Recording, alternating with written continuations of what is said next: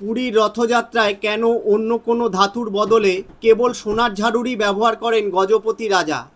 জেনে নিন ছেঁড়া পহনরা প্রথা কী, এই প্রথার মাহাত্ম্য কী, কেন যুগের পর যুগ এই প্রথা মেনে চলা হয়। জগন্নাথ দেবের বলরাম ও সুভদ্রার বিশাল রথ যখন পুরীর বড়দণ্ডে আলো করে দাঁড়ায়, তখন সেই রোমাঞ্চকর দৃশ্যের সাক্ষী হন দেশ বিদেশের লক্ষ লক্ষ ভক্ত।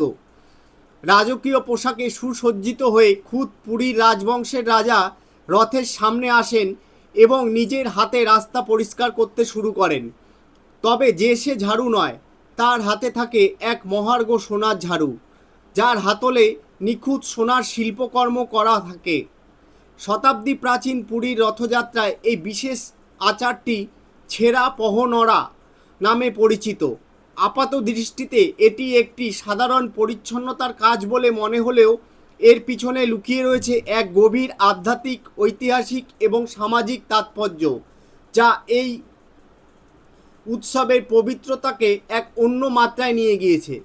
মনে প্রশ্ন জাগতেই পারে, রাস্তা পরিষ্কার করার জন্য রূপো, তামা বা অন্য কোনো ধাতুর বদলে কেন কেবল সোনাকেই বেছে নেওয়া হলো?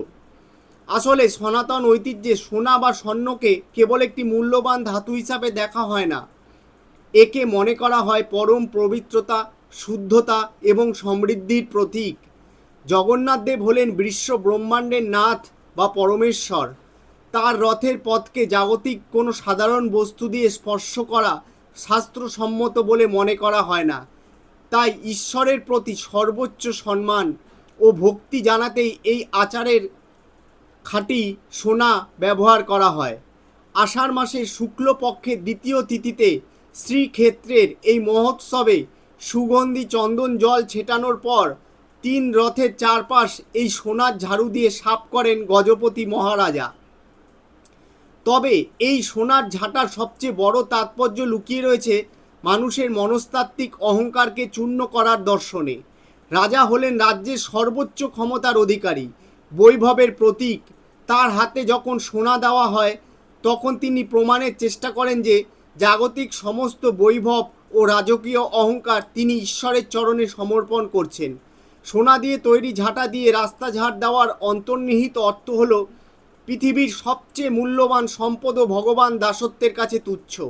অন্য কোনো সাধারণ ধাতু ব্যবহার করলে এই গভীর আধ্যাত্মিক বৈপরীত্য এবং রাজকীয় সমর্পণের বার্তাটি হয়তো এত জোরালোভাবে প্রকাশ পেত না। পুরীর রাজাকে জগন্নাথের প্রথম সেবক বা প্রধান সেবক বলে মনে করা হয়। ঈশ্বরের দরবারে রাজা ও সাধারণ মানুষের মধ্যে কোনো ভেদাভেদ নেই, তা প্রমাণ করতেই রাজপরিবারের প্রতিনিধি এই দায়িত্ব নিজের কাঁধে নেন। 3 ঠাকুরকে যখন রথে বসিয়ে মাসির বাড়ি অর্থাৎ গুন্ডিচা মন্দিরের অভিমুখে নিয়ে যাওয়ার প্রস্তুতি শেষ হয়, তখনই গজপতি মহারাজা তার এই পবিত্র দায়িত্ব পালন করেন। সেখানে কয়েকদিন বিশ্রাম নেওয়ার পর আবার উল্টো রথে ফিরে আসবেন মহাপ্রভু। ধর্মীয় বিশ্বাস বলে এই রথের রশি টানা যেমন সমস্ত পাপের বিনাশ করে, তেমনি এই পবিত্র আচারটি দর্শন করলে পুণ্য লাভ হয়। অর্থাৎ এই সোনার ঝাড়ু দিয়ে ঝাড় দেওয়ার সময় যদি আপনি সেইখানে উপস্থিত থাকেন এবং এই মনোরম দৃশ্যটি দর্শন করেন, তাহলে আপনার আধ্যাত্মিক পুণ্য লাভের পথ অনেক সুগম হবে। তো ধন্যবাদ বন্ধুরা।